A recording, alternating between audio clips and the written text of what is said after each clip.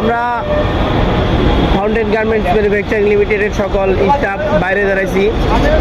আমাদের এখানে প্রশাসন রয়েছে, পুলিশ আছে, সেনাবাহিনী আছে, ওরা আমাদেরকে প্রোটেকশন দিচ্ছে।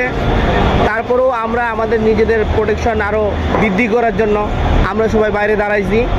ইনশাল্লাহ বাইরে থেকে যদি কোনো দুর্বৃত্তরা আসে আমাদের ফ্যাক্টরি বন্ধ করার চেষ্টা করে, আমরা এটা অবশ্যই প্রোটেক্ট করার চেষ্টা করব ইনশাআল্লাহ। আমরা আইনশৃঙ্খলা বাহিনীর আরও বেশি এই জায়গায় সহযোগিতা কামনা করতেছি। যখন ওরা আসবে আমাদেরকে যেন আরেকটু সহযোগিতা করলে ইনশাআল্লাহ আমাদের ফ্যাক্টরিটা আমরা চালাইতে পারবো।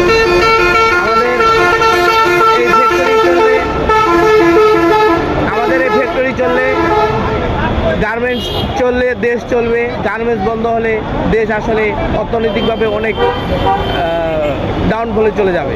তো এই জায়গাটাতে আমরা চাইতেছি যে আমাদের গার্মেন্টসটাকে আরও কন্টিনিউ রেখে দেশকে আরও বেশি সাপোর্ট দেওয়ার চেষ্টা করতেছি ইনশাআল্লাহ।